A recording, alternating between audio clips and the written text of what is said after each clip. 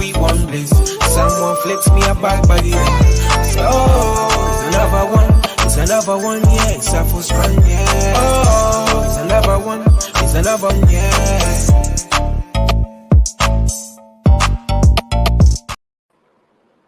Yes, what's good, fight fans? We're back, episode 10 of Mr. Neutral's Hard Talk.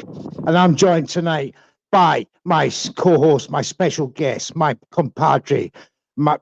He is the man, Jams Boxing Chat. How you doing, big man?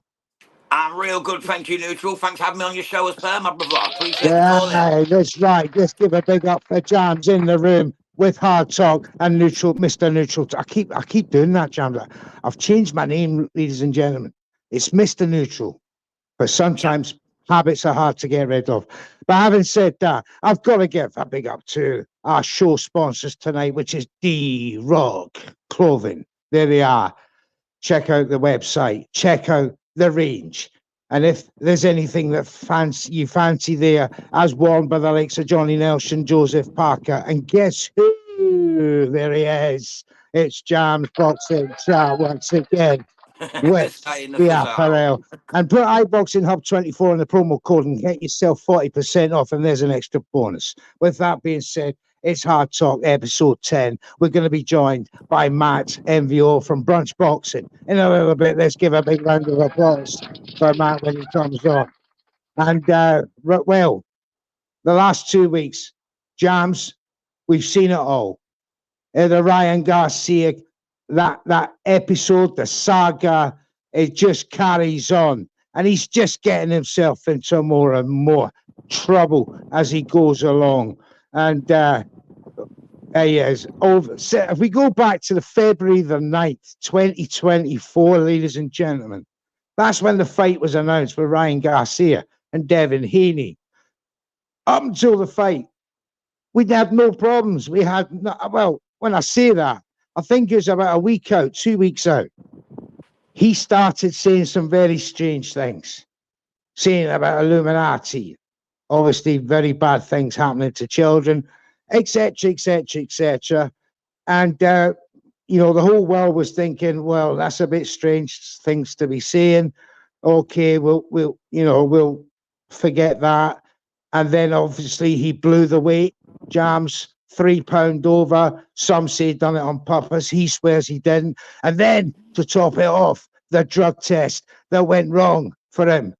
And we fast forward to the last couple of days and that continued spiral of doom that this young man has carved out for himself, and the latest heinous crimes on Twitter against not only anti-Islamic narrative, he's talking racist narrative, he's talking, what's that word for, homophobic rhetoric. And has been punished by the WBC for that. Has been expelled. And he's been expelled by Maurizio Suleiman, the WBC president. And of course, he has close ties to the other sanctioning bodies. So I'm expecting the other sanctioning bodies to follow suit. Jams, is it fair to say that this guy's career is virtually just over? It has to be, mate. I'm sorry, but he's a racist piece of scum. He's a belligerent hater. He doesn't even care who he hates on. He was calling Christians pedos, Muslims pedos. I've seen black people eat babies. This is what he was saying last night.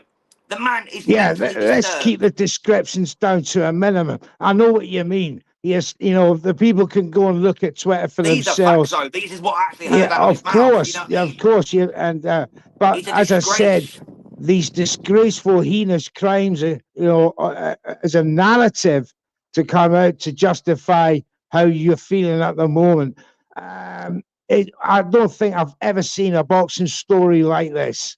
It's just vile, mate. It's vile. It's nothing like I've ever seen. There's no place for it. I'm embarrassed at some of the stuff that he says for people that actually have to either see it on Twitter. I'm embarrassed that the boxing world has got this kind of character in it now. Apologising, Neutral. Sorry, Mr. Neutral. In the I've seen the tweets, Jams, but then again, it He was in a space about 45 minutes ago, and he was saying that And I then apologise to all Muslims, I apologise to all Christians. You're not all pedos, but some of you are. That's what he said. And he blamed it on someone called Sneeko. This is what he said Sneeko, 45 minutes Dean ago. Sneeko, whatever his name is. That's who he's blaming it on. He's saying it's his But the fault. He thing got in is, his head Jams, and he made him do it. That's what he's saying. That's his out. exactly. But what he's doing is that Cowardice he's move. bringing the scum out of the woodwork as well. You go. Who had the Dino Sneeko burner before? No one had. And now all of a sudden he's getting on the bandwagon, and Yeah. all this exposure is putting money in his pocket. And it should, people should see the thing once, leave it, because if you keep giving this guy airtime, whether it's good or bad, it's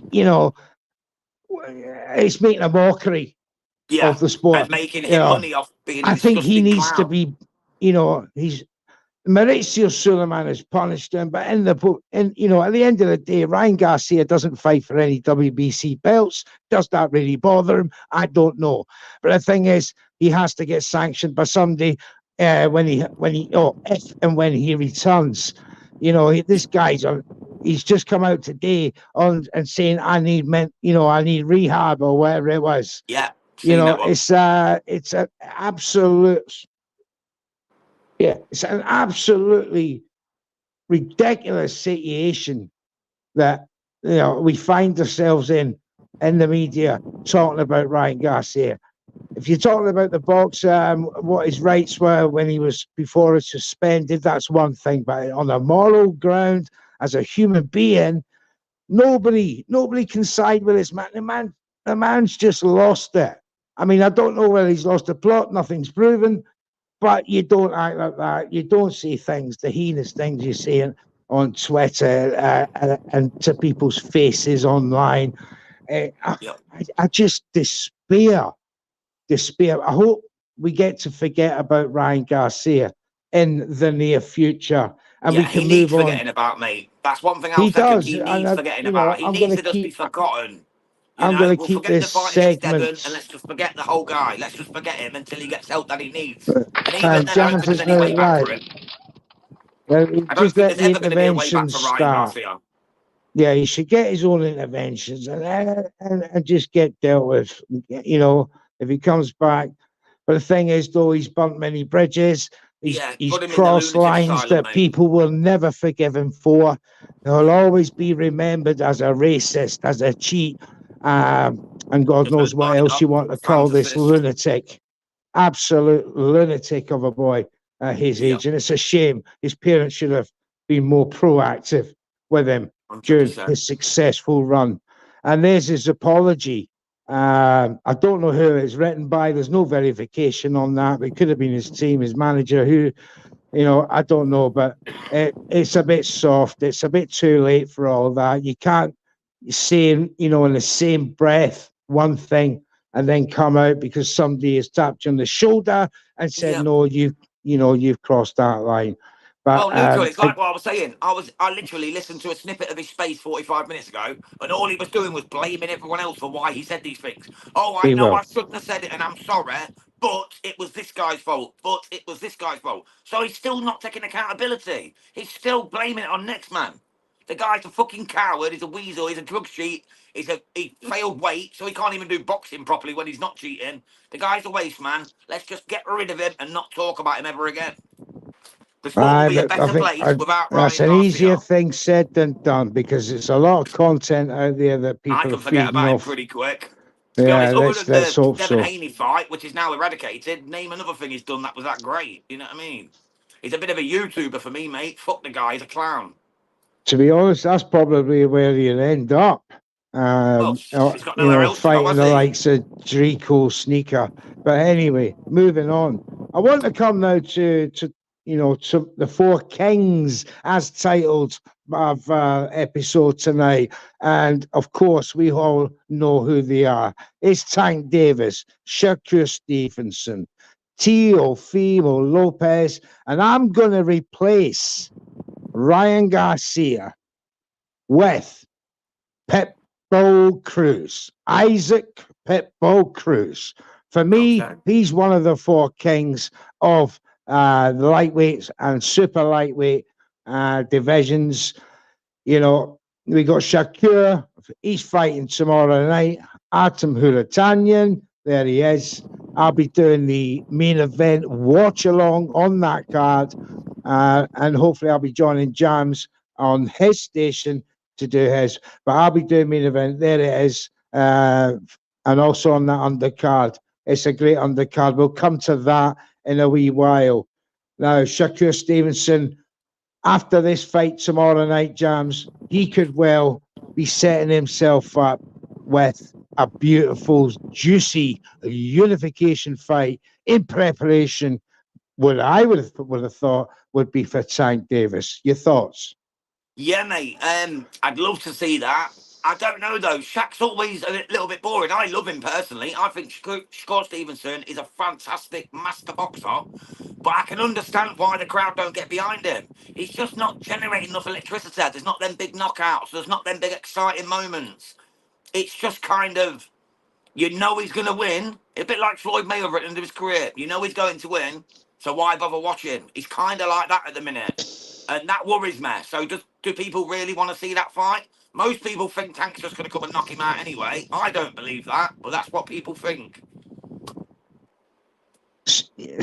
So, regardless of what we think of the fight, right? He's got Roma next for that unification fight in December, and we had the caption up there before. I'm expecting Tank to come through this against Loma. This fight should have happened 5-6 years ago, maybe longer. For one reason or another, it didn't happen. So, but this is not what I would consider the marquee fight of the division. That fight's yet to come. And I'm hoping that I'm hoping that Shakur, after he deals with Artem, would go for Baranchek to do that unification. So when he meets Tank for the fight, it's for undisputed. Yeah, then they've got all the scraps between them. Now, I tweeted the other day there, right?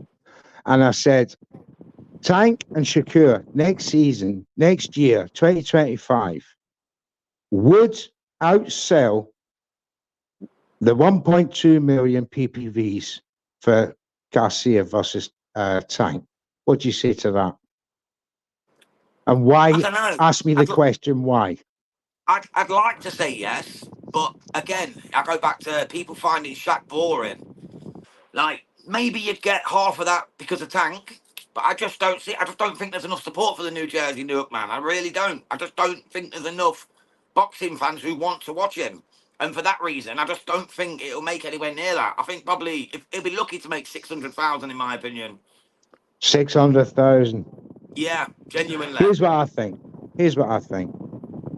I think America's not seen an undisputed fight between two of its homegrown men for decades. Right? The Errol Spence, the Bud Crawford fight is not on this magnitude. It will easily outstrip that. And what I mean is by that, this will get 100% of hardcore boxing fans around the world interested. That I've got no doubt. So there, I'm going to take a large proportion of my thinking based on that. Then you're going to get the European segment of that because both boxers are known, right? Yeah, they are known. You'll get some interest from Australia, but you'll get special interest from where? Japan. Now, the Japanese fans are going to tune in because guess who's there? Inouye's around that weight. He's 122 pound right now. It's 120, 126. No, he's not a featherweight. So there's been talk of this, that, and the other, but there's plenty of Americans in that division that are going to be watching, and I'd be surprised if the likes of Inouye turns up. There's going to be other, it's going to be a massive, massive, face of boxing event. You're going to have everybody there. The ticket sales, I don't care. They're going to sell out. You could double the prices on that. It's going to sell out. It doesn't need Shakur to sell. It needs Shakur to turn up with 2 belts for the undisputed. How many people are going to miss Tank going for a knockout for undisputed rather than, just a normal title fight where it's 50-50? People want the massive finale win, the knockout, the big performance, and this interest, if they promote it properly, and that's a given, it's a must, it's standard. If promoted properly from day one right through to seeing the fight through, you could be looking at 1.5 million plus, because it's big. I'd like to believe that, Neutral. And they need a massive undercard. I'd love to believe that. I just worry about Shaq's lack of following. Like, I don't know, people just, every boxing fan that I speak to don't seem interested in him. I love him myself. I think he's one of the most. It doesn't matter, but they want what they want is they want to see. To watch him get knocked out. They think he get knocked out by Tank. Or whether he's been all the hype all along, Jams. That's true, mate. That's so true. Let's read some messages here. We've got thank you, iBoxingHub. Mr. Styles is in the house. Thank you, sir. Boxing After Dark, Boxing Hub. Thank you. Put your questions in the comments, guys. Boxing After Dark Neutral is asking you, slightly off topic, but what do you guys rank the original 4 kings in order? I'll let you go with that one. Oh, what a question! What a question! I've actually got 5 kings, but that's another story. Sugar Ray Leonard, followed by Tommy Huns, followed by Roberto Duran. Yeah, Hands of Stone, of course. And who's the other guy? Who did you say? You said Duran. Leonard, Huns, Duran. Leonard? Leonard, Huns, Duran. Oh my God! Got a mental block. I'm having a brain fart, mate. Let me look up your walls. Anyway. It's left me, mate. It's left me. It was a great question. It's such a good question. I've got, temporary memory loss. Hagler, marvellous. Hagler, there you are. Bloody hell. And obviously Hagler. Yeah, sorry. Let me do that again. It's Hagler first, Leonard second, Huns third, Duran 4 for me. If I'm talking about today's 4 kings, for me, it's Tank, Shakur, Pitbull, and Teo, because I believe Pitbull beats Teo. I'm sorry to say. I just think he's too strong. And Teo's got a power problem transference for me from 135 to 140. But on this subject of the 4 kings, we got Shakur Stevenson there. What's his next move, do you think, Jams? Is he, he's got this 3-way option of staying as a free agent or re-signing with Top Rank, or letting Big Eddie Hearns come in and swoop him off his feet would probably be no doubt a massive offer for his first fight. Where do you think he goes? To be honest, I think he'll probably go Matchroom. I don't think he'll go on his own, because if you go on your own, you can price yourself out of fights. You haven't got the right leadership. I think he knows better than that with his, his youth pedigree. He's been around the game long enough to know better than to go on his own. So I'm going to rule that one out. Now, I think Matchroom are going to come in. Eddie Hearn's going to make an offer to Shakur. He's already said he's the next big star. I think he's going to be this, that, the other. We'll get into big fights. But I think then Top Rank are going to gazump the offer and say, we're going to get you big fights. We'll pay you a little bit more. So my actual opinion is, I want him to go Matchroom, but I think he'll stay with Top Rank. To be honest, sign with Top Rank. It's a pretty strong option for him, Jam. So I have to agree with you there. The lure of Matchroom USA it will probably prove too strong for him. He'll break ties with Top Rank, but it's good because we need boxers to cross the side, other sides of the street to make these big fights happen. Um, Especially now in the climate that PBC find themselves in. They're doing good business with Turkey Al Sheikh. August the 3rd coming up, where with Bud Crawford, Majimov headlining that. Virgil Ortiz will be fighting too. So, and then of course we got the Wembley edition coming up in September. Riyadh season continues out there. It's just too much to look forward to. And talking of the 505 Right, watch Malik? parties, I'll be attending the 505 watch party with Shy in East London. When she does the promo, get your tickets online, meet and greet, all the rest of it, meet the guys. Be a great event. And of course, you'll all be watching the watch alongs with me and the team I'll be with there, Neutral. 505. And we She'll have be there. Malik in the house. Yo, Oh, what's sorry, going on? Red Ghost. It's Leak the Geek. Leak the Geek. I mean, Sorry, how you Leak the doing, Geek, man? either way, hey, I'm doing great, man. Doing work. I'm actually at work right now, but I wanted to make sure if any opportunity to talk about boxing, I want to be able to talk about it. That's my man. That's my man. Now, you obviously know of the topics we've been discussing tonight. What have you got to say?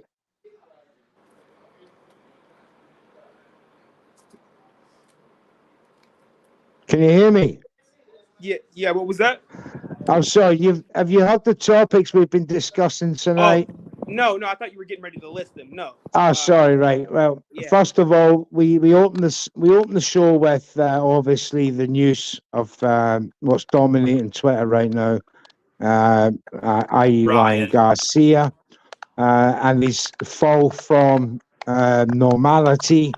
The way he has conducted himself from before the fight, during the fight, after the fight, and now in his suspension mode, he has literally attacked many groups of people, in one day, and has been subsequently punished by the WBC. Other sanctioning bodies are going to jump on board. So basically, Malik, I need to ask you a question. Is he going to come back first and foremost? And what's your thoughts on the way he's been conducting himself? So, as we were talking about the other day, I think that him having mental health issues is something, and then him also being, kind of a piece of shit type of person is also two things that can be true at the same time, right? And then another thing that can be true at the same time is that he understands the marketing cycle. He understands how to keep his name one way or the other on people's. And so that's what I was texting you earlier. Is that he's actually now officially on his apology tour.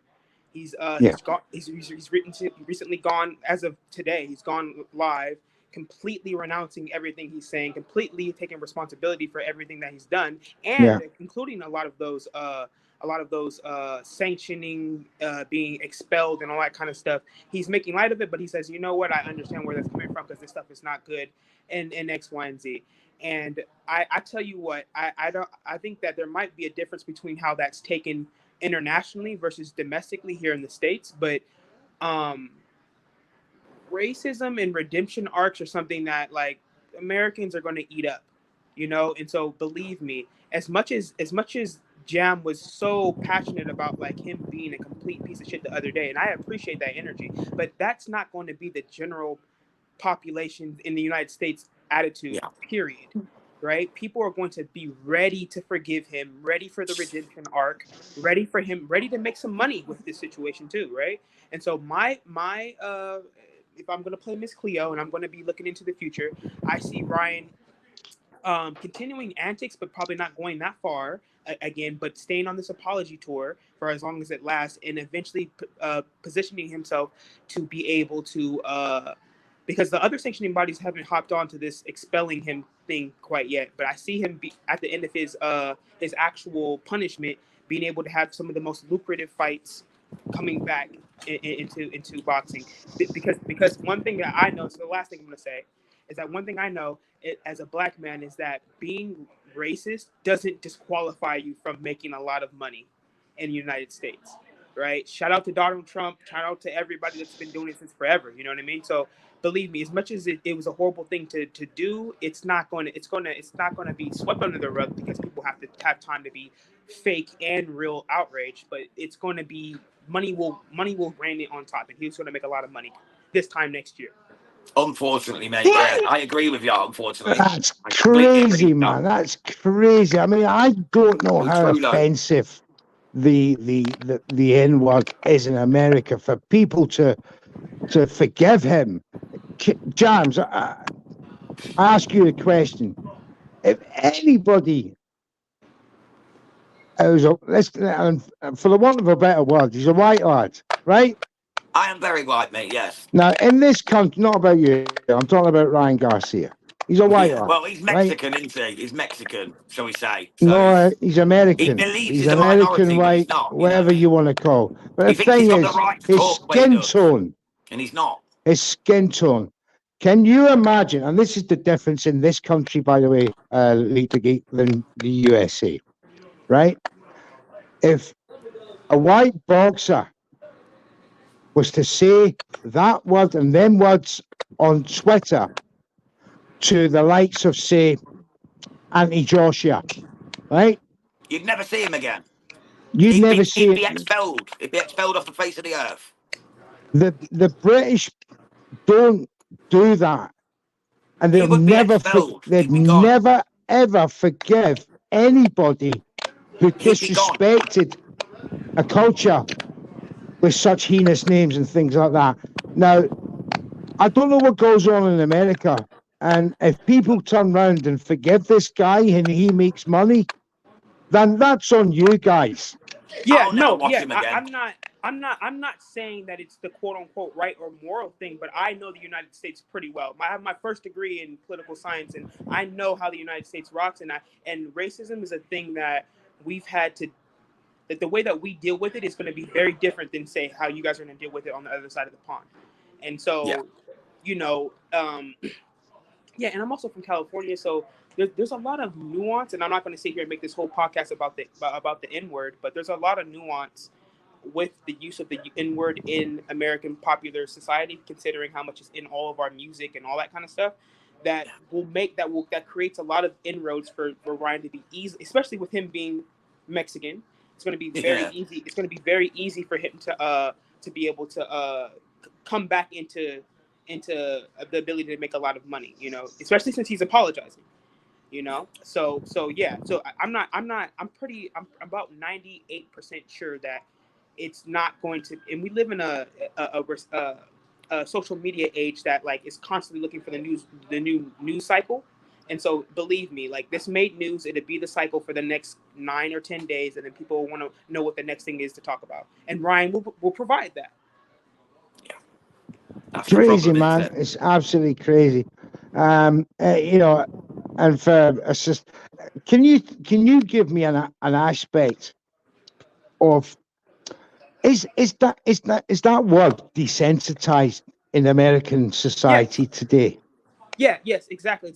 You're using the right word. So it's racism like that is very much desensitized, and it's becoming so much more. People are using it to move forward their platforms. So, for example, there's been a plenty of people, for example, a white woman who decided to say she's going to say the N word, but she did that very calculated, in a calculated fashion, so that she can begin her career in right wing commentary. Right, and so, like, and then there's always going to be a facet of people who are going to be able to benefit from that, and it's not as extreme as you think. It's literally just it's like the shock value stuff, right? Yeah. It's very shock value, but then at the same time, here in the United States, it's like we're not, it's starting to become a little bit desensitized and not so much for the shock, and it's because race is just such a the way that it's plays out here in the States is just completely different than anywhere else in the world. Yeah, because it's not accepted anywhere else in the world. That's Yeah, why hasn't it I go accepted in the into States? American spaces, and it's N-word this, N-word Yeah, that, yeah. and I'm, I have to keep muting them. I it's keep muting them and saying, "Can you stop from saying that?" You know my what I mean? point of view, it's very uncomfortable. It's very It really embarrassing. is. So I mean, Even Major. at some point when I've been described by the N-word, and I don't know Me how to too. take that. yeah. So when If I'm you want asking, to, is it desensitized to the point where even every demographic of American society is quite comfortable to use this word? so again, if we're gonna have this time, we can have this time. So let me explain it to you. So I'm from California, okay, and what you find is that when black people have to, most black folks in the United States stay on the coast or in bigger cities, and that has to do with migration patterns out of the South after post-civil war, right? And so that's why you find a lot of black people in the big cities, because that's where you were able to find work during a certain bit during the Reconstruction, after the Civil War, and all that kind of stuff. So what you find nowadays, like for example, I'm from Oakland and San Francisco area, and so what you find is that when we don't have a critical mass, you find yourself as a minority just trying to do whatever you can to kind of fit in.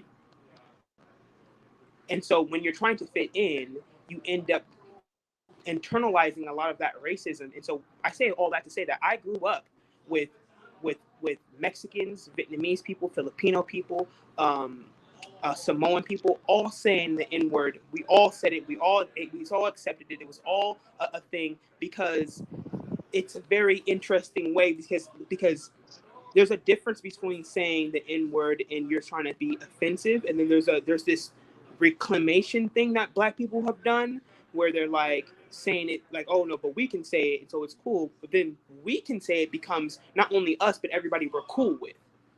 Oh, Right? see. So they're like giving a pass to the people who could say it if they're friends, but Yeah, not to and so anyone else. it's not only who we're cool with, but it's people we grew up with. So for example, Okay. I grew up with these people, and so now it's like it's actually cool for them to say, or whatever. Especially when you're younger too, right? You got to realize that a lot of the culture sometimes that's created, especially trendy culture, is created by young people who don't all the way understand the history, who are just trying to reclaim it, and aren't as sensitive to certain things as their parents would have been, or whatever, right? And it also becomes kind of countercultural.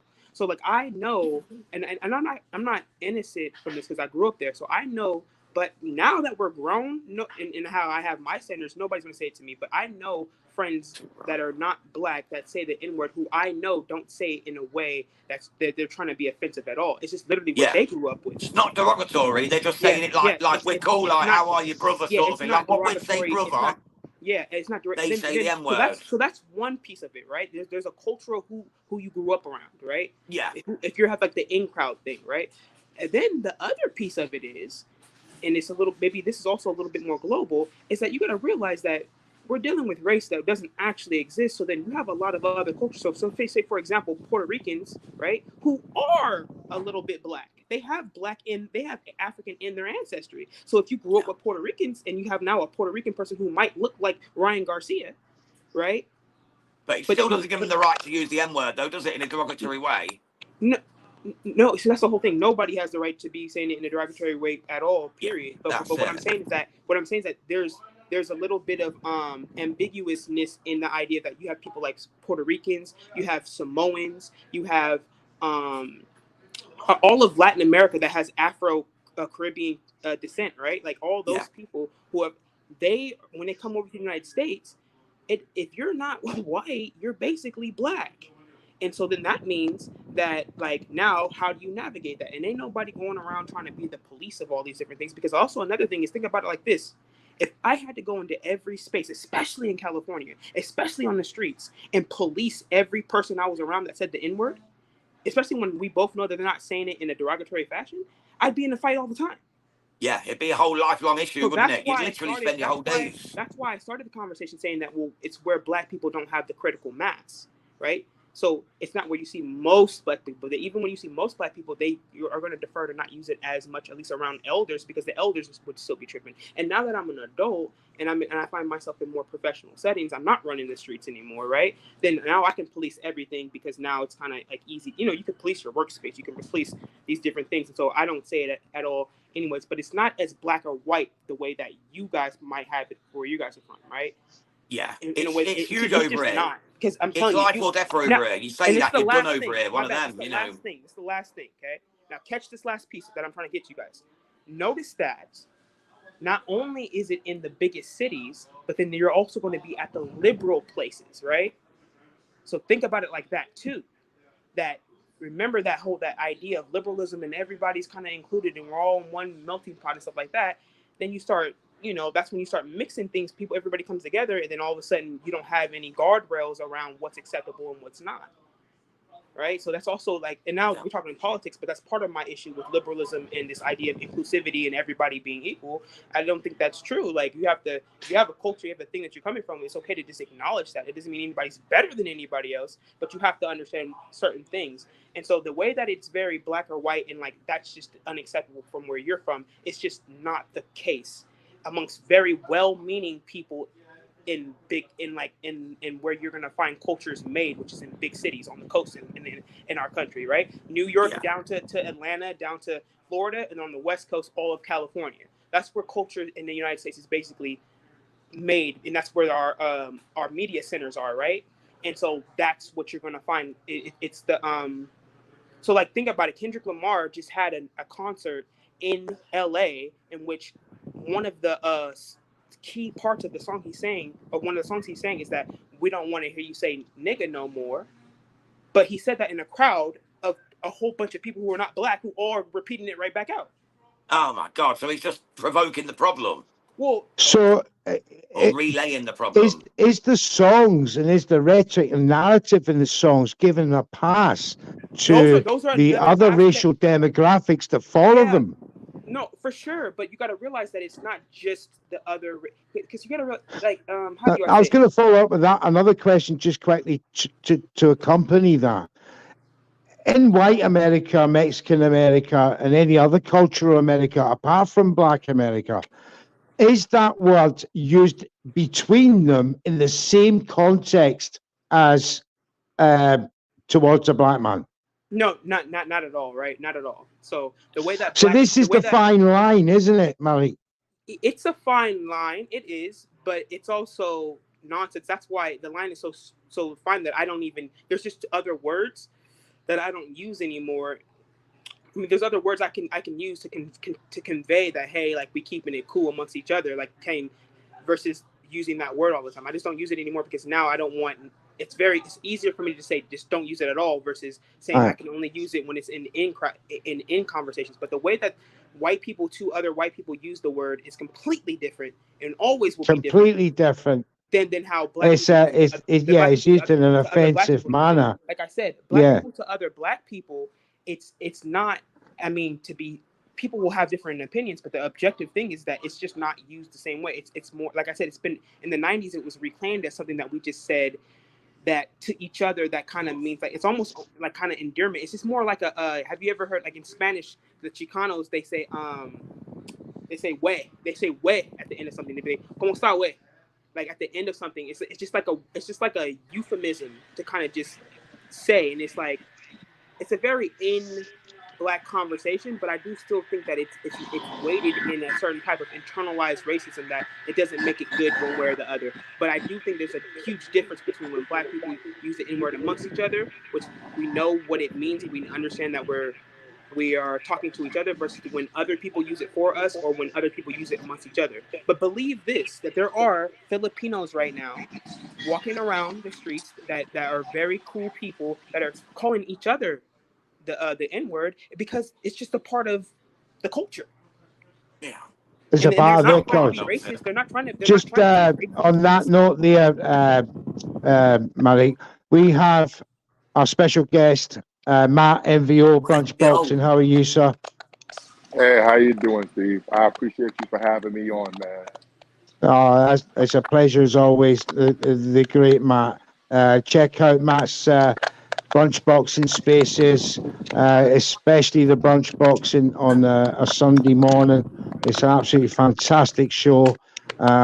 Tune in, like, and subscribe. Let's get the community growing. No matter, I don't know how long you've been listening in to this conversation. It's pretty deep, it's nitty, it's gritty. But I was asking the questions about what Ryan Garcia has been, the way he's been behaving on Twitter.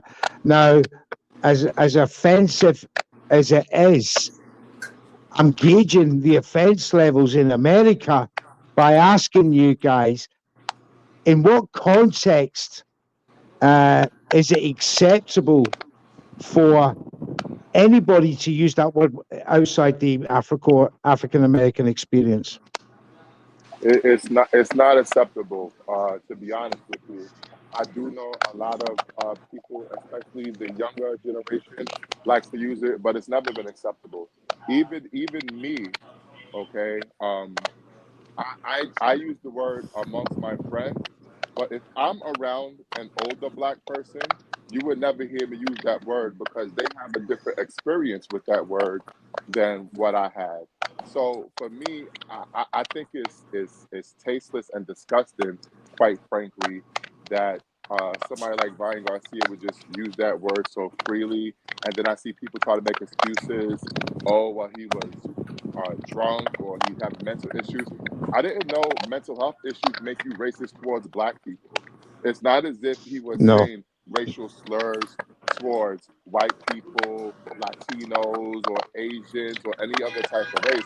Why is it specifically towards black people? That makes no sense to me at all. I mean, if he had that word in his usual everyday rhetoric and that in language, you know, from an American perspective, you can explain that. But to other people outside America, and we see on Twitter, and not only the word itself, but in the way it's spelled, which is even more derogatory and offensive. You know, he wasn't using that, and that's what I come back to the word context. You know, did he use that to actually offend someone in such a manner by the way he spelt it? Of You know, course he did. Of course he did. So here's the thing. Here's the thing. People, I think, they like to make excuses for people. So everyone wants to talk about the context and who uses it, who's not allowed to use it. Let's look at the entirety of the exchange. Not only did he use the word, okay, he also said, "Oh, I'm the KKK, the Ku Klux Klan." Okay, anyone that lives in America knows about the Ku Klux Klan. Okay, these were a group of white supremacists, racists, who terrorized the black community for decades. Okay, he said, "I'm the KKK." He also said, "I want to dig up George Floyd, a man who was murdered by the police, who had a police officer kneel on his neck for 9 minutes until he died." He said that he wanted to dig up George Floyd so that he could kill him again. What in what context is any of this acceptable? Fuck the word. In what context is any of this acceptable? It's clear that, listen, he's racist. I'm sorry. There's no other way around it.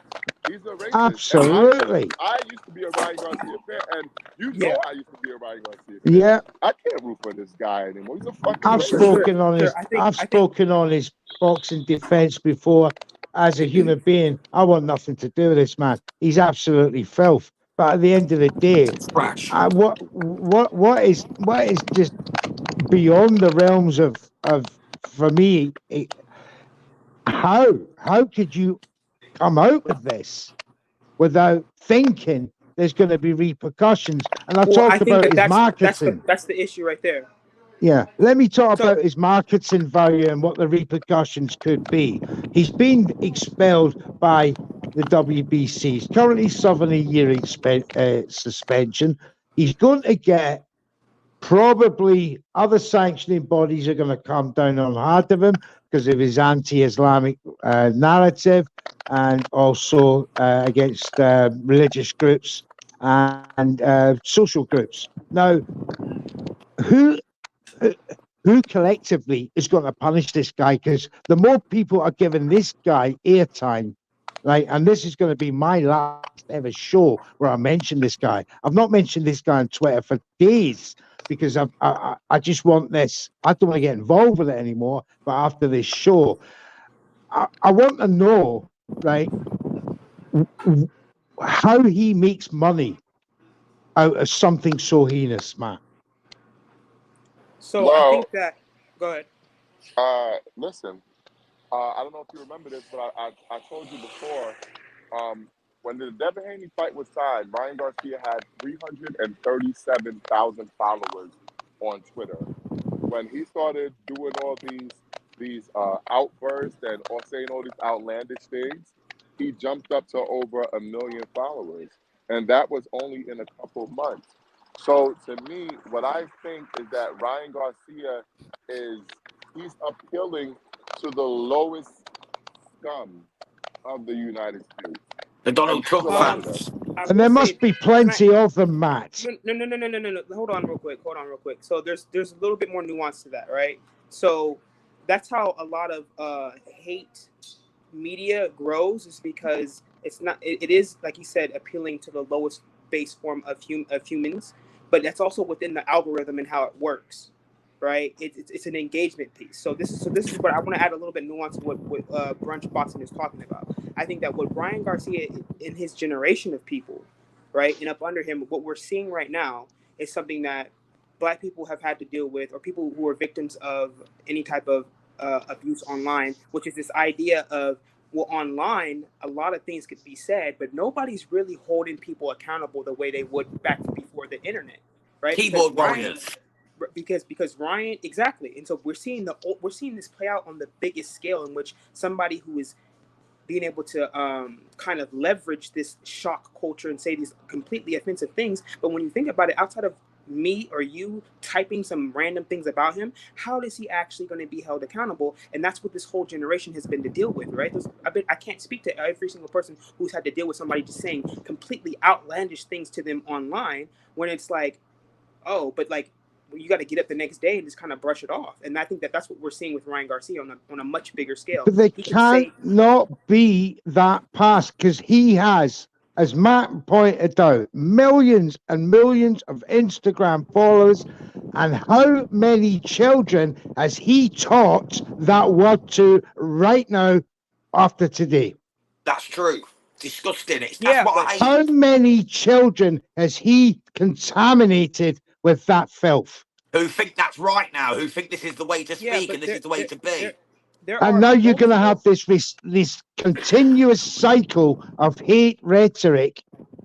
I mean, for me, we should get rid of the word altogether. Just everyone stop saying it and the world will be a better place. Listen, the phenomenon you're describing is true, but it doesn't start or stop with Ryan Garcia. There's a plenty of things that are online that are hate-filled, that are misogynistic, but there's a whole culture around red pill and manosphere stuff that are completely hatred towards women, but it continues to grow. It's one of the number one money makers online, right? So it's not starting or stopping with Ryan Garcia. I'm just saying that we're seeing a great example of it right now within boxing. Yeah, we're getting to see it firsthand. Right, on that note, I want to present our next guest. Remy is in the house of Remy's Corner Talks. Big up, Remy. There he is. Let's give him a round of applause. He's in the house. Yo, Remy. How you doing, big man? How you doing today, fellas? Man, y'all having a great conversation. I had to make sure I covered what you got as I could. Have you been listening in, Remy? But yeah, I think y'all touching on a lot of things. Yeah, I've been listening in, and I think y'all touching on every aspect of it. But I think the craziest part about it, I kind of felt he would re-slope. I figured once the suspension got handed down, he would kind of crank up the nonsense. I didn't exactly think he would go full blown like ER with it, but I figured he'd be doing something like this, because when he had the one guy on, spaces recently that guy is a terrible representation of the Black American community. And the worst part about it is the guy that Ryan had going his space. He's like a very, very legendary Dallas music artist. Like he prevalent dance culture in Texas. He's a part of a group called Young Nation that made some of the most popular songs that I listened to growing up as a teen. You know, his career has come to. He's just like kind of hanger on to Ryan Garcia, and him. When I seen Ryan do that, I like this was completely not off the table at that point. But I think he was enthralled by all the support he got for bad character. Like I made a tweet yesterday that a lot of people were commenting on, and I said I blame all the people. And sometimes, you know, Black Americans, we say the N-word, because I don't even want to drop the shit on the platform now. When we use that word, we use it to describe anything sometimes, like, you know, any person. But what I was referring to is the guys that sat back the whole time while Ryan showed piss poor character, and they acted confused about it at every turn and tried to make excuses for all this bullshit he did at every turn. And then fast forward to now, everyone's trying to act like they're so shocked about the shit he's doing, as though he wasn't showing piss poor character the entire time. And everybody tries to make it like it's a matter of, oh, you're choosing Devin Haney's side or his side. It's like, nah, that ship sailed like fucking 2 months ago. That shit has been over with. Yeah. We're not fucking talking about him versus Devin about a fight anymore. That fight happened. We're not talking about that bullshit no more. Y'all were caping for the drug cheating. Y'all start caping for him doing all this bullshit. He popped dirty. Not in any circumstance of American PD history has anyone been it's just looked at it's in the just light a catalog of absolute terrible behavior, Remy. Exactly. Since February the 9th, when this fight. Exactly. It's not about boxing. It's been not about boxing for a couple months now. The boxing portion is over with. It's been over with. When he beat Devin Haney in the ring, that was one thing. But days later, when it came out that he popped dirt, it's like, okay, now we have to look at the situation. And I didn't blame anybody for feeling like, okay, there might be contamination. That wasn't my point at all. What my issue with people was Ryan clearly wasn't a person to trust. I thought that was kind of obvious, using just basic common sense. You did. Like, you know, that was my whole angle. It had nothing to do. It had nothing to do with me wanting that. Because again, once he beat Devin, it's like I can't undo that shit. Like I can't. We all saw what we saw in the ring, but now that these other factors are coming to the equation, if Ryan were to have been remorseful or showed that, like, or gave me a real inclination that he actually didn't do the shit, I would have let the process play out, just like I did with Canelo. Like, sometimes you got to let the process play out. And with Conte being involved, I could understand people's reservations. Like, that makes sense, right? And if you're gonna go conspiracy aspect of it, Ryan clearly's been lying. He came out. That's the thing that feeds these conspiracy minds. When the likes of Devin Haney and all the other snack fighters get involved with Victor Conte, they invite this kind of rhetoric into it, and I understand that.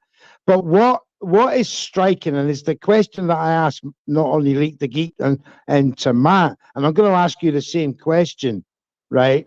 As far as we're concerned over in the UK, it's highly, highly shocking rhetoric on Twitter. What's like 2 minutes over here? He has not got any kind of support. Can you imagine a white lad in America, the UK, talking like that on Twitter to Anthony Joshua? The guy would go missing within minutes. He'd be took. The offence levels. Down same day. Now, the question I ask you, Remy. Yeah, James, I definitely seen how you and Neutral handled the Willie Hutchinson Richard situation. We were in a group, and we were all kind of busy that day covering things, so I didn't get to tell you guys that I thought that was really noble of y'all, that how y'all's approach to the situation. And that's the thing, bro. Like, I understand people not liking Devin Haney's style of fighting. I understand if they were Ryan fans prior to the fight, right? But when you have a kid that's actually shown the ability to be credible and stand on their word, you know, I've dealt with him outside of boxing at this point, right? So whatever he told me he would do, he did it. So speaking with Ryan Garcia, I've interviewed him before. This kid has gone completely off his rocker. That's one thing. I've been knowing this. I interviewed him last December, and he acted nothing like this, bro. He acted nothing like this. So I do think there's some sort of mental health issues going on, but it goes back to what NVO said. That shit gives you no how does every time someone has a mental health crisis when they're racist, it's against strictly black people? Like, nah, bro. Like, what it is you know that this is a marginalized community. Ryan Garcia, you know that this is a marginalized community, and the pushback on you disrespecting that community isn't going to be so great as if you were to disrespect the Jewish community or the Asian community. And that's the fucked up part about it, because you got this kid. So the worst part about it is everybody outside of the black community in America will basically, you know, think nothing of this. You have a really, like, we're really split in America in this way. You have like a certain age group where they think they're detached from racial issues to the point to where they believe, like, some 18-year-olds I've spoken with make me think that they are like gonna imagine a racism away. Like, they're gonna imagine it away. Oh, if I don't think about it, it's not happening in my face. If I let my white friend say nigga, if I let my Filipino, I heard y'all saying, if I let them do this, etc. The only communities I've ever known or constantly known to be this way is New York City communities. You know, I know they have close proximity, a bunch of different cultures. It's more of a melting pot. Here in Texas, it is the same way. When I was a kid, it wasn't so much that way, but it grew to be that way because when I was a child, there wasn't so many children of multiple races, if you will. It was whatever your dad was, you were that, etc. But now it's a bit different here, where even in the area I grew up in, the black community and Mexican community have a different structure to it. But you don't go out. None of these guys that I deal with will go out and do this other places. So that's what's crazy about what Ryan did as well, because it's disrespectful on a lot of levels, Neutral. Incredible levels. I want to ask Matt a question from one of the guests in the audience.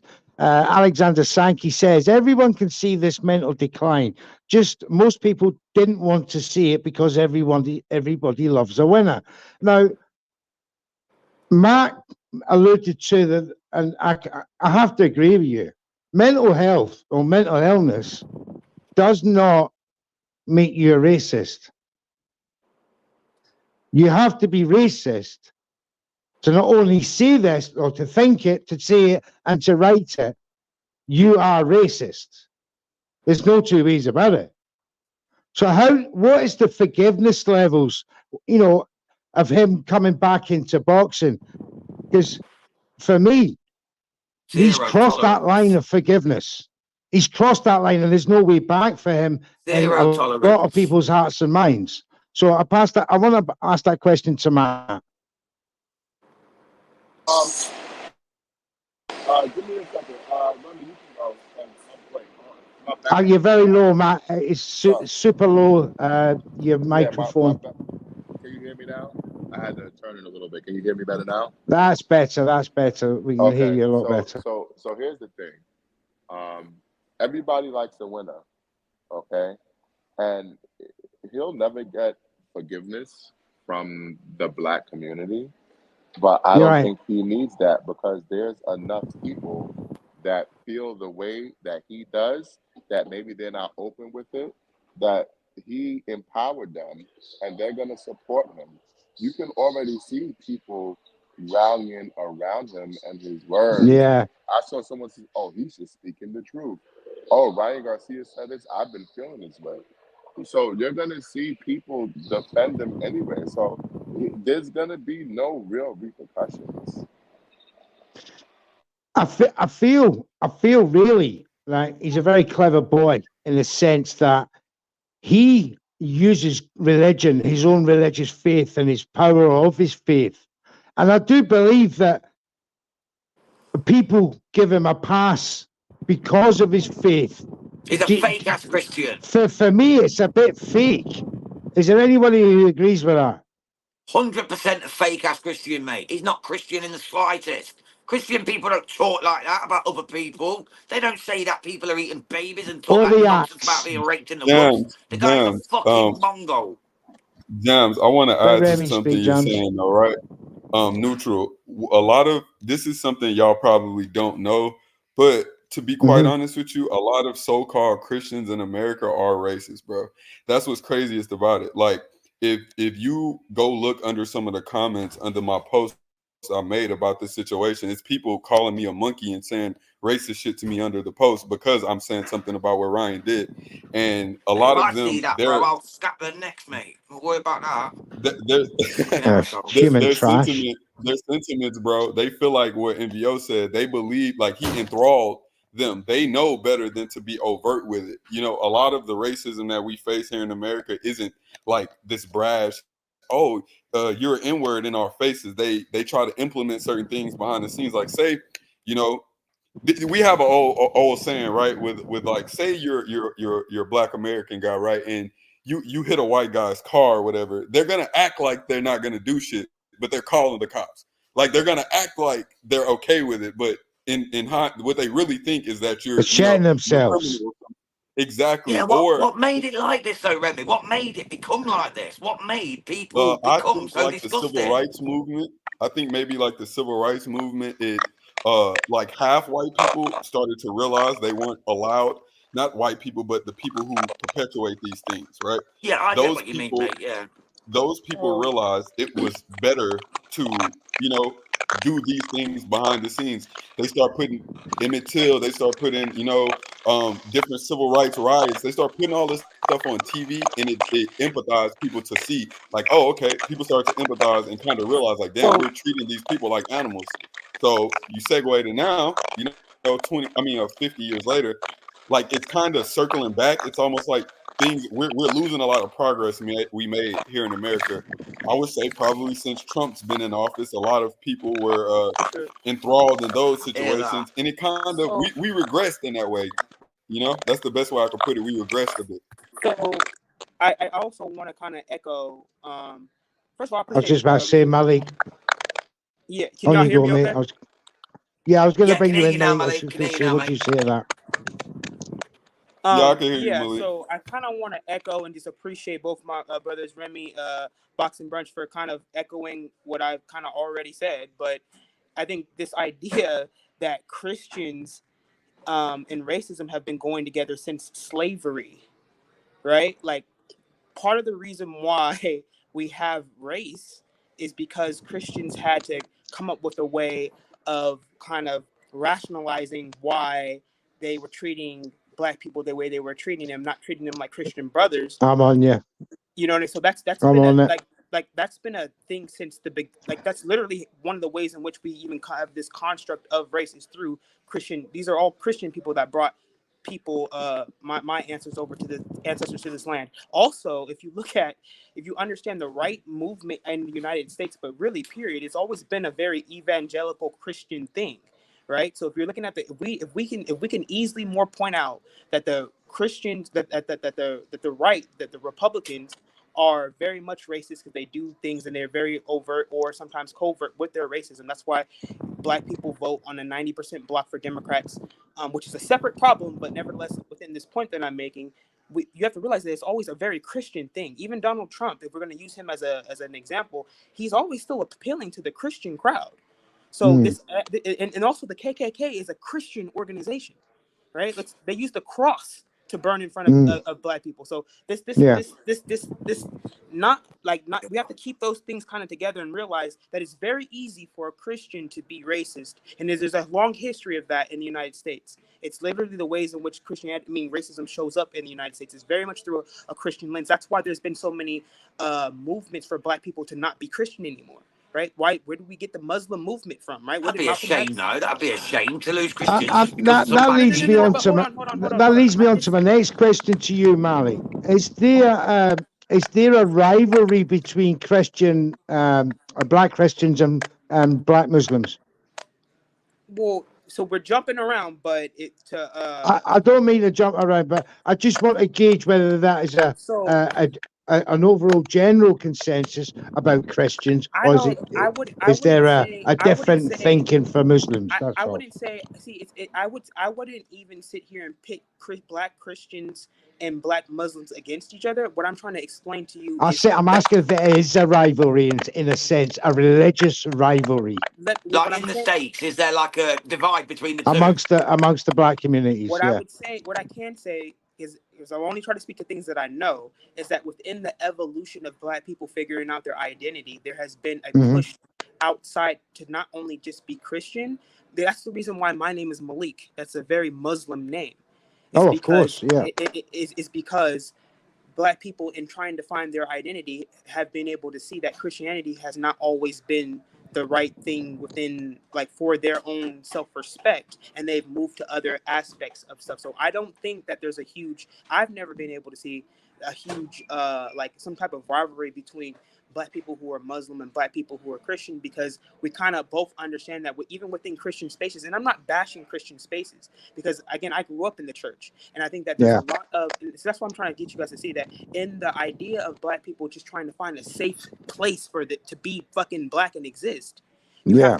You have to be able to find that you can find that within the church, within your Should be typical. safe everywhere, Malik. Should be safe But the thing everywhere. is, Malik, you've You know what I got mean? white Simple as that. Christians, white Protestants, and white Catholics who kill each other on a daily basis around the world, and IRA Yeah, so I believers wouldn't say that organized. that's the case. I hence wouldn't say these type of questions. I But we're wouldn't say getting that's the off the case. Ryan Garcia. I wouldn't say that that's the case. I don't think that Black Muslims and Black Christians are fighting against each other in any type of No, ideological. I'm glad to hear it. By That's the way, good. glad to Glad to hear hear it. that.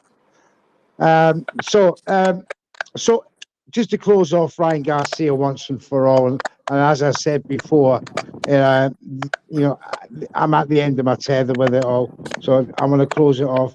Ryan Garcia will not be seen back in action for another, I think it's 9 months. I hope in the WBC meantime, never. I hope in the meantime, on a human and personal level, that this young disturbed individual gets some attention from somewhere. Hey, Now, Uh, mate, I want I've to got move something on. to say. I hey, think he's going to be On you found in a go, bloody body Jams. bag sometime soon. Sorry, mate. well, I, If I he's think not he's going to be careful, found Jams. wrapped in a carpet sometime soon. I have to I go, really brothers. do. So I really do appreciate the conversation. Remy, Malik, thank you very much for coming Rockford, on, y'all hold it son. down, man. I'll talk to y'all another time, man. Big up, Lead to Geek, brother. Take care, See my you man. soon. Take man. care. Nice speaking with you. Yeah, thank you, mate. All So right, yeah, I just the think last. On you go, mate. You there, Matt? no. I think it was Remy talking, Neutral. Can you hear me? Oh, Remy, sorry, mate. I can hear you, mate. On you go. Yeah, I think ultimately it goes back to what MVO said. There's always going to be a crowd for people, and I think Ryan realized recently that the crowd that he's shunning was never going to probably support him anyways. It's almost like the unhinged people versus the logical people at this point. That's what I think. Yeah, It's almost very like much so. everyone out. A lot of a lot of people I've seen supporting Ryan, I chalked it up as either one, like they disliked Devin so much that they felt the need to side with Ryan. They actually like Ryan, or they are like completely enamored with just like chaos and bullshit going on, and Yeah, Ryan fucking provides that. school So they like shooters or something like that. He's appealing to. He's appealing to unhinged, mad people, hardcore unhinged. It's a very dangerous precedent and road he is going down. I And just good said, mate, I wouldn't be riddance, surprised if it's found wrapped up in a as carpet sometime soon. I Alexander genuinely Sankey wouldn't. says. I just want to close off this show, and thanks for coming through, gents. The ESPN card is on tomorrow. The return of Shaq versus Artem Huritanian. What you looking for, guys, out of Jakur for tomorrow night? Go to you first, Matt. Matt, are you there? Yeah, I'm here. Okay, and that goes to you. What you looking for from Shaq tomorrow? If he don't get a stoppage, I'm done with him. Okay, I You're need to done. see him because listen, his last performance was piss poor. Anybody that I didn't watch it, I'll be honest, I didn't watch it. I have not watched a Shakur Stevenson fight in about 4 years because I'm not being bamboozled. You're not gonna fool me every time. Oh, I'm gonna beat the hell out of this guy. No, you're Yeah. not. What you're gonna do is you're gonna jab. You're gonna move around. You're gonna jab. You're gonna try not to get hurt and try to outpoint him. I'm not falling for that anymore. You know, but I'm gonna be in person at this fight, so I can't change the channel. So he better put on a good performance. I'm gonna be really upset. Remy?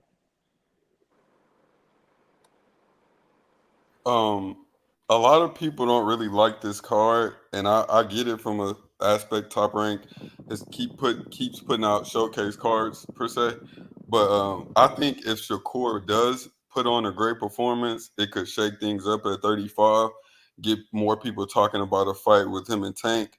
Um, you're not really sure where he goes from here, so he kind of has to. It's a lot of pressure on Shakur for this fight, so I think he kind of has to go in there and really he has to make this a great fight. He has to make this a great fight. I do want to also speak about Oshaki and Conceição. I think that's going to be the best fight on the That's been card. slept on, Remy, isn't it? That's been slept Some on, that fight. Another opportunity. firefights. It's been slept on, that fight. Not many Yeah, people that talk fight's about getting it. That's a slept on good for sure, fight. though.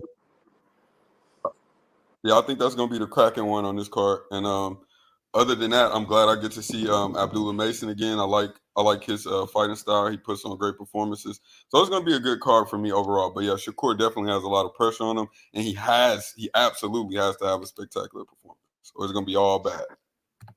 Let's see he gets this spectacular knockout, right? And we all know that Tank and Loma is going to be happening in December.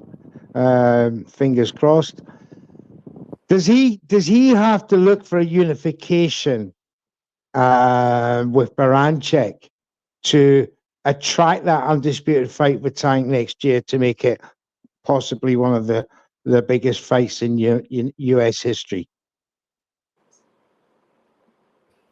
I don't think he's gonna get that Baranchik fight unless he resigns with Top Rank, and that situation looks kind of up in the air. Like Shakur said, a lot of he's been really complimentary of Eddie Hearn these past few months. Even back to when he did the space with me, he was really complimentary of how Eddie does business and what he's doing for his fighters.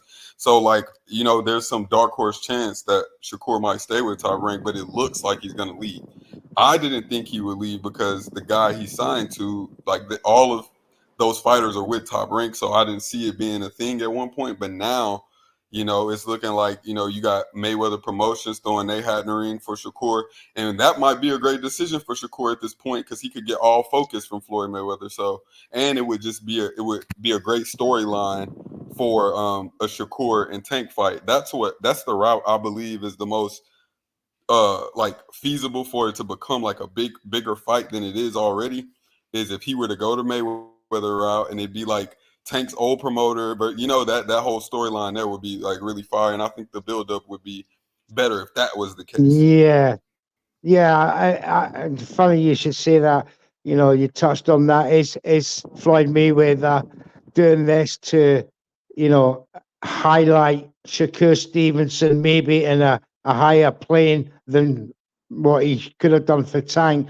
It's interesting that Match and Top Rank and Mayweather are going to be doing basically an auction for his services now, and this could well propel Shakur into, you know, another stratosphere, if you like. But it is all dependent on him tomorrow night making a statement. If he doesn't make this statement tomorrow night, I don't know where he goes. It's that fine an edge on his career, because he's not going to, as the guys rightly say, nobody's going to believe him anymore. He's going to sell less and less tickets, and it's detrimental, very detrimental. Yeah.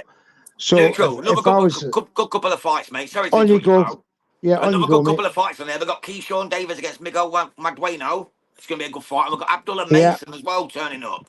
I love Abdullah Mason. I think he's the next big thing, mate. He really is something special. 13-0 already. He's got 11 knockouts.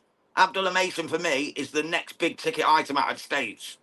So he's going against Luis Lebron from Puerto Rico. Obviously, he's going to smash him to pieces. Where would you like to see Abdullah Mason go next? That's what I was going to ask you before you go.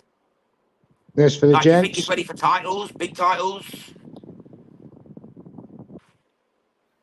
Were you asking me, James? Yeah, I'm asking you, Remy. yeah. Sorry, mate. Yeah. Yeah, I think Abdullah's maybe a year or maybe a year and a half away from a big fight. He's been fighting a lot, so I think people kind of overestimate where he is. I think he still is kind of in his prospect phase. Now, I kind of blame that on Top Rank. I'm not sure, like, I believe they should be building up to a Emiliano fight versus him at some point within the next few years. Like, that should be the plan, to get those two in belt holder position to fight each other, I guess. But for Top Rank, it's kind of clogged with their 35 fighters right now. I'm honestly a little confused on whether the fuck they're going to go with even Keyshawn. Like, say Shakur does resign with them. It's like, what are y'all going to do there? Y'all got Baranchik, y'all got Shakur, y'all got 3 belts at that weight. Put them against each other. I know they're okay with sacrificing Baranchik. Like, we know they don't give a fuck about that. But Yeah, I they'll think do that for Yeah, recycling. but we yeah. already Got know Kid what's Austin next as for well. Abdullah Mason, though, because Abdullah Mason is going to be on the August 17th card in Canada on the Christian and Billy card. So he's going to be fighting again next month. So for me, with Abdullah Mason, they're just going to keep building and building him until maybe they can make him an attraction. He just got Are they on going to the build his UFC resume Yeah. a bit like they've done with Joshua and all the rest of them? Yeah, exactly, You know, exactly. Of course, and that's I the feel like natural he's just a few progression. years away Knockdown. from real title contention. Yeah, I do believe that Abdul is at least 2 years away, rather much in the same vein as say a Moses Atuma, a brilliant UK prospect, a heavyweight. Long way to go for him yet, but the talk of being a champion one day is there. There's all sorts of top American talent in the lightweight division. Floyd Schofield, Keyshawn Davis, all these guys have yet to test the big guys, and they're waiting in line patiently for that. Well, gentlemen, the time has come. I want to thank each and individually one of you for coming along. Neutral, Mr. Neutral, that is, by the way, gents. Neutral's Corner is no longer with us. But this show is sponsored by D-Rock Apparel. Check them out on the website. Click the link. Browse the catalogue. If there's anything like you like there, as worn by the likes of Johnny Nelson, Joseph Parker, and the one and only Jams Boxing Chat. If you like any of that stuff, iBoxingHub 24 in the promo code, enjoy 40% off. Thank you very much. This has been hashtag Hard Talk USA. Thanks to my guest Remy, to Matt MVO at Brunch Boxing. Check them all out. Remy's Corner Talks on Twitter, the best spaces you can get to. Thank you to my man Jams once again at my side. My name's Mr. Neutral. This has been Hard Talk. See you next time. Fellas.